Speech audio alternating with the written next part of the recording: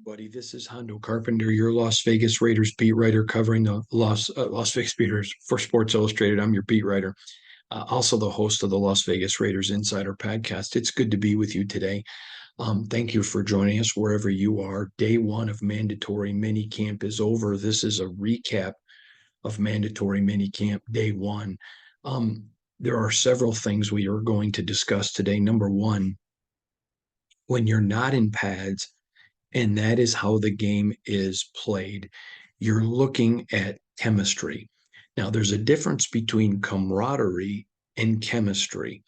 Camaraderie is all of your players getting along, liking each other, having a good time. You can have camaraderie at a party, but chemistry is how do they interact with one another within the scheme, within playing together. For example, I've known some offensive lines that had great chemistry, but not a lot of great camaraderie. They didn't hate each other. That's not usually the nature of offensive linemen or defensive linemen. But there wasn't maybe a lot of camaraderie, but there was a lot of chemistry. Ideally, you want both. And that is something that they're working on extensively. I mean, when you look and there's 20, 25% of the roster or higher that's new from last year, add to it, basically, outside of the defense, the special teams have changed, the offense has changed. So you're trying to find that chemistry within the scheme. Number one. So you're working on a lot of drills that maybe obviously football's played in pads, but you're looking at drills that create chemistry. Guys learning, I'll give you a quick one. I remember one time watching a rookie wide receiver in the NFL. Finally, the coach blows the whistle and explains to him about spacing, that it is one thing to run your route, but you also have enough spacing between you and the other guy so the same person can't cover you both. And he explained to him, he said, in the NFL, guys are going to be, linebackers are going to be moving guys. Guys are going to be in position. So your route has to change a little. And so you have to not only know the route you're running, but you have to be conscientious of spacing. That's chemistry. So you saw today a lot of emphasis on chemistry. You saw a lot of emphasis on working within the scheme together, understanding if it's a three-step drop, Devontae Adams is going to be in a different place than a Trey Tucker because of their speed. Jacoby Myers is going to be. Now, when you refer to someone being a great route runner, ideally, let's say the route is 7 yards up and to the left. Okay, let's say it's a flag route. So you're going to the flag. Now, there are different depths of flag, but I'm just using this, trying to make it as simple as I can.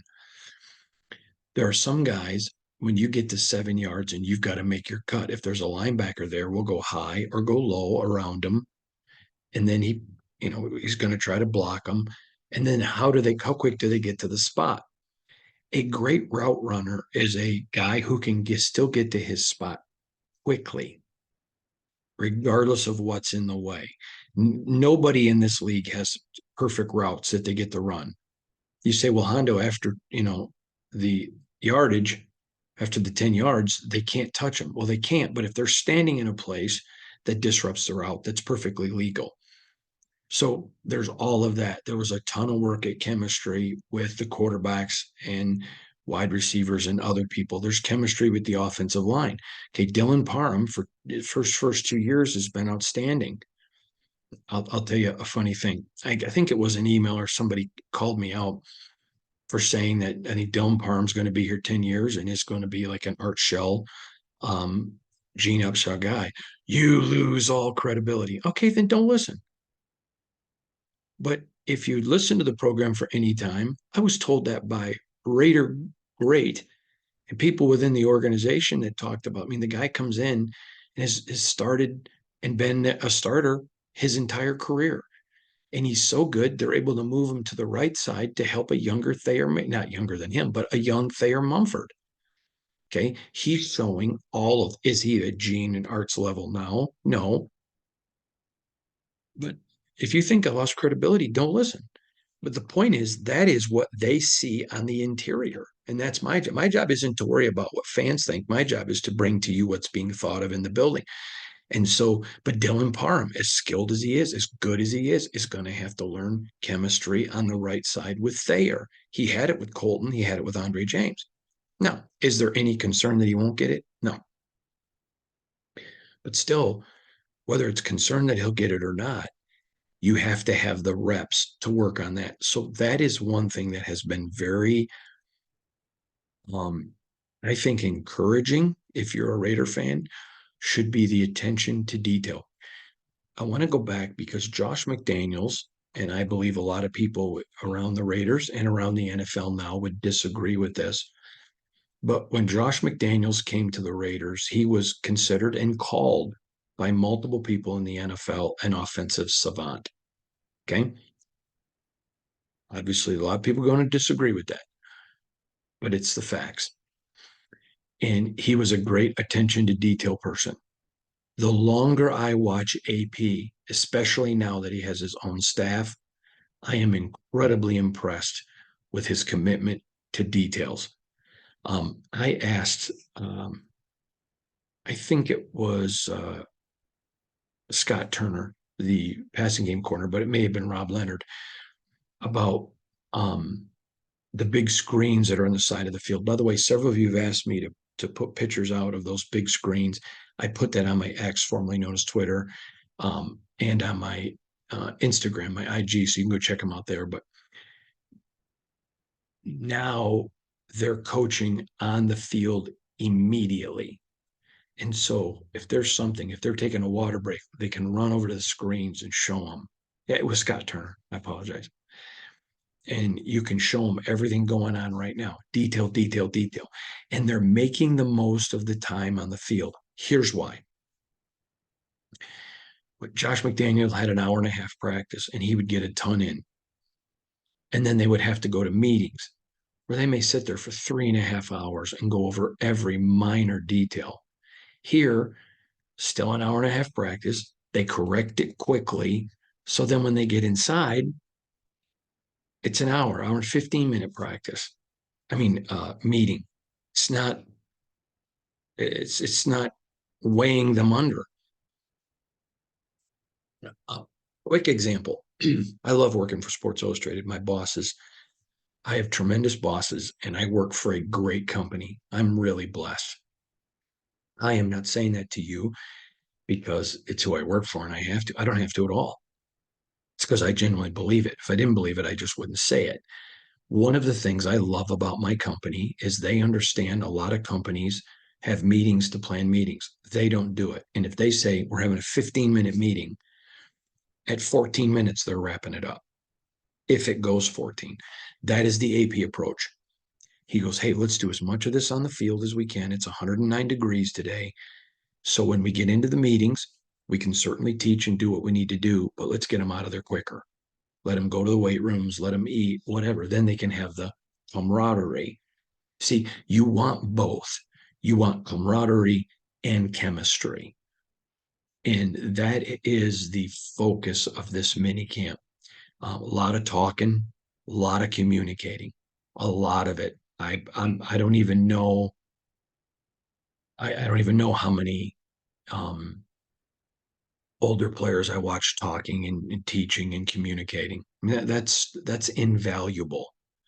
Tom Izzo, the Hall of Fame basketball coach at Michigan State, and a very, very good friend of mine, is very famous for saying a player coached team is better than a coach team. And what he literally means is you want your best players to be your hardest workers and to be the teachers. I asked Rob Leonard today, I said, hey, Rob, how how does it impact this team when you've got which I found to be fascinating, by the way, Adam Butler, John Jenkins, and Max Crosby, who are all very talented veterans who want to be mentors, who want to coach your players, who want to interact with the younger players and teach them. They're not looking over their head. Is this guy going to take my job? They're looking at, we're teammates. How do I make you better? And what I think is a credit to Tom Telesco and Antonio Pierce is they have veterans at every position, while being younger players. I think that is not normal. Go back and study the transition from Brett Favre to Aaron Rodgers to Jordan Love, and many other teams. That was just the most famous of it. Hey, it's not my job to coach them. Well, when you're paid by a team, it's your job to be a good teammate. And right now, the Raiders have that. They have a great chemistry on this team of guys that are working very hard together. Um, a lot of influence, a lot of chemistry. Now, that is the biggest thing that you want out of mandatory minicamp. Remember, there's no pads. So you're going to see a lot of people tell you this guy looked good, that guy looked good, this guy, that guy. And I'm not minimizing what they're saying. But is it look good in non-pad stuff? I just got a text. I want to make sure it's not something that I am being suggested by someone to talk to you about. Okay, it's not. So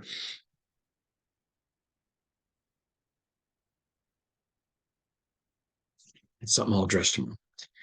Um, but it's just what's happening is you're seeing them working on that, on chemistry and camaraderie.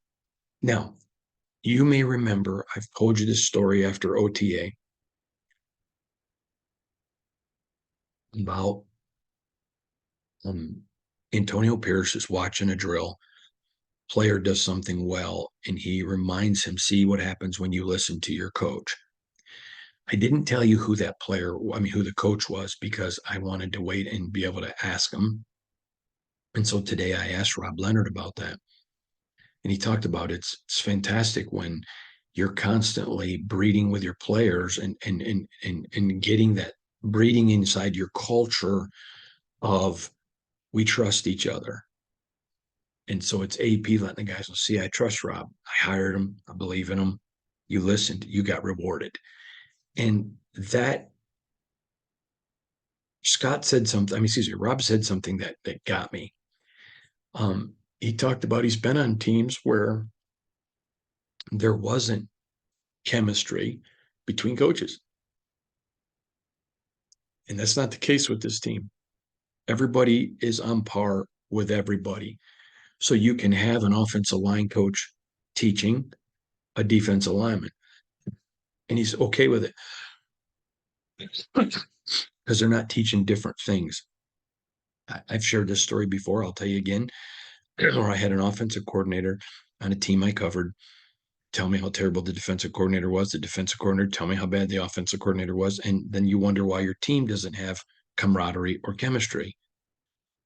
And that is something that I'm going to be blunt. I thought would be rougher at this point. Just because AP's a new coach, she's brought in a bunch of new staff plus some older guys. I thought there would be a lot. Now I want to get to Edgar Bennett.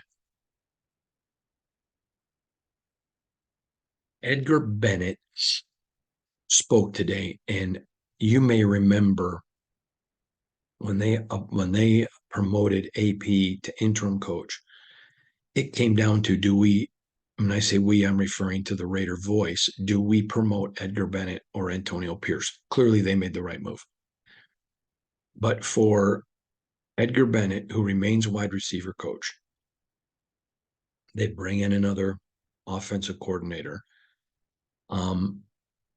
I don't think any of us that knew Edgar were worried about him being upset, mad, hurt, whatever.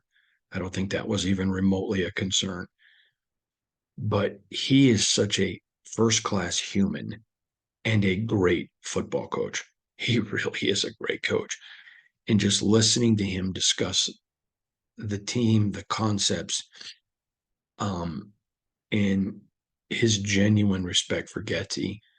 I mean, clearly, Edgar Bennett at some point is going to be ready for a coordinator's job, and many feel a head coaching job. And he's coming. And again, very impressive. Okay. I think Patrick Graham is a guy that can say, man, I have done a lot I should have been the head coach of this team. And he would have a legitimate argument, even though I think AP was the right guy. He would have a legitimate argument. You don't see that with him. Let's say we're on the AP team. And that is not normal. Think about where you work. If somebody got promoted over somebody that had been there a longer time, maybe had a better resume, how many people would be upset? That is not the mentality of the Raiders. It is all team and AP. And now he has to keep this. You're not entitled to this. You have to earn it and then you have to keep it. And to his credit, he has. And I think he will. But he's earned that respect. He is connected with his players. He's connected with his coaches. He's connected with the front office. There is that mentality of everybody on the same page. I would say this to you, and all the time I've covered the Raiders, I think there has been camaraderie, nowhere near at the level it is now. But I've never even seen the chemistry close to this. Um, there were times you saw defensive players upset with some offensive players maybe upset with some defense. I know there was one particular year where the offense could score, the defense couldn't stop anybody. Nobody publicly called each other out. I know there have been times that players in the locker room were frustrated with teammates that they thought could play and weren't. Any numerous of stuff. So maybe the camaraderie was not great. Or in that case, then you've got chemistry that isn't great. And I think coming out of day one, mission accomplished. They have brought all the camaraderie of the chemistry into mandatory minicamp. First time they've all been together. They're here and they're working on it. Lots of teaching, lots of coaching, tons of it. And nobody, um, nobody had their egos hurt. I want to talk about a couple players. I'm not going to talk about them all because I don't have enough time. But Tyree Wilson looks different. Physically, he looks the same. He has been a freak of nature. His body looks like it could be sculpted in Rome as one of the Roman gods or Greek gods in Athens. I mean, he just has a body that's just chiseled. When I say he looks different, he never pouted last year. And there'd be times I'd go over to him and just encourage him because I knew the crap he was getting from the public.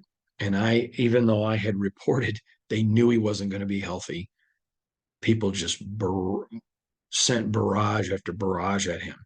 And Rob Leonard mentioned it today. Of course, he noticed it. He's a young kid.